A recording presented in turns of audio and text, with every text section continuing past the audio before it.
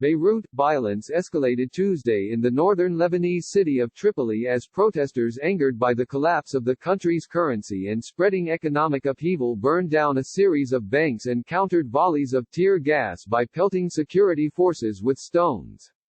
These latest arson attacks came at the end of a large funeral for 26-year-old Fawaz al-Saman, who died Monday from gunshot wounds, which his sister said on Facebook he had suffered during clashes with the army. The army released a statement Tuesday expressing regret for his death, without claiming responsibility, and announced it is opening an investigation into the incident. As mourners filled the streets of Tripoli for his funeral, they dubbed him "Martyr of the Hunger Revolution." Lebanon faces its most severe economic crisis in decades, and it has been worsening since September. Hundreds of thousands of protesters took to the streets in October, ultimately forcing the prime minister and his cabinet to resign. Then, the coronavirus struck, compelling already shaky businesses to shutter their doors and putting countless people out of jobs. When Lebanese officials set a curfew and curbed movements in mid-March in response to the pandemic, the government gave itself a break from the street unrest and protesters retreated home.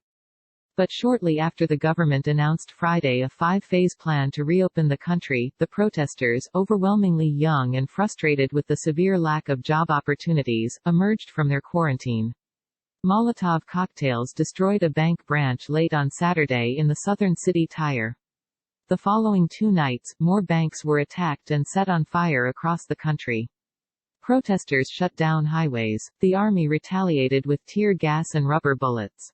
"We stopped the revolution because of Corona," said Antoine Saad, a lawyer and lecturer who was protesting Tuesday evening in Beirut. "But now," he said, "bankruptcy is coming. Hunger is coming. Of course we're going to rise to change the whole of the political class." The Lebanese pound, long pegged at around 1,500 to the dollar, has lost 3 times its value since October, reaching 4,500 to the dollar on black markets this week, a steep drop from 3,000 just 2 weeks ago.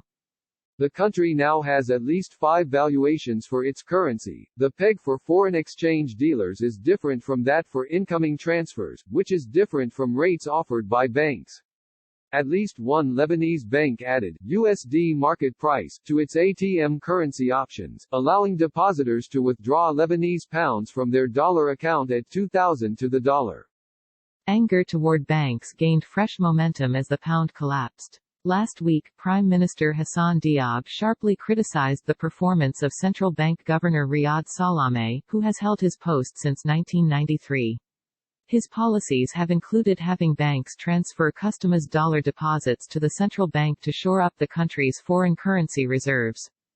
The shortage of dollars, which are used in everyday transactions in Lebanon, and the crash in the value of the pound has undercut the country's ability to pay for imports, including essentials such as wheat and oil. Banks have stopped giving short-term loans to businesses and no longer provide them dollars for imports, so many now depend on expensive black market dollars. Inflation has reached 50 to 60% since the start of 2020, said Jad Chaban, an economics professor at the American University of Beirut, compared with 5% in 2019. "We have an economic recession that was coupled with hyperinflation, people lost their purchasing power, poverty increased dramatically. So people were just fed up and they went out on the street," Chaban said. In October, protesters had largely trained their anger on the corruption long endemic in the political elite. Chaban predicted earlier this year that the unrest would turn ugly once people no longer had the means to pay bills and started going hungry. That time has now come. The price of full, a fava bean staple common in the region, was up 55% in March over a year earlier, said Lebanon's Consultation and Research Institute. The price of sugar has risen 67%, while wheat, tea, rice and cigarettes have all gone up nearly 50% in price. In a video from Sunday night, one of the protesters blocking a highway squared off with policemen as tires burned in the background. "I'm hungry and standing in front of you. Strike me," said the protester. "I'm hungrier than you," the officer replied forcefully. "Then what are you waiting for?" another protester screamed, urging the police to join them.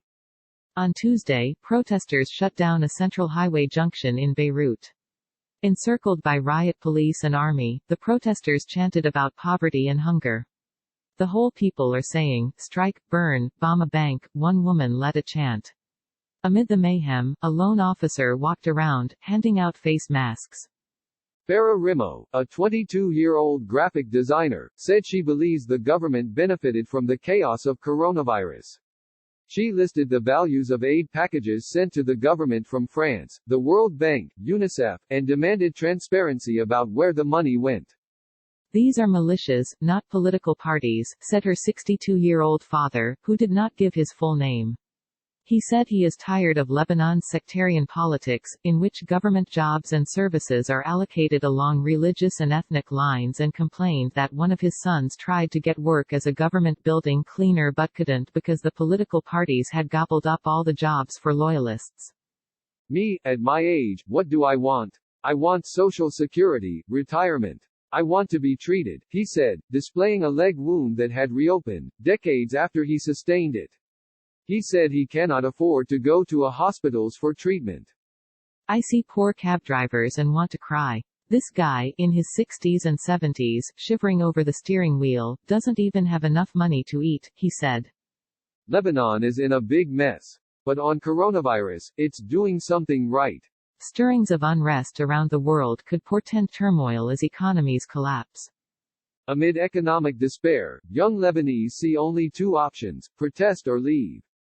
Today's coverage from Post correspondents around the world.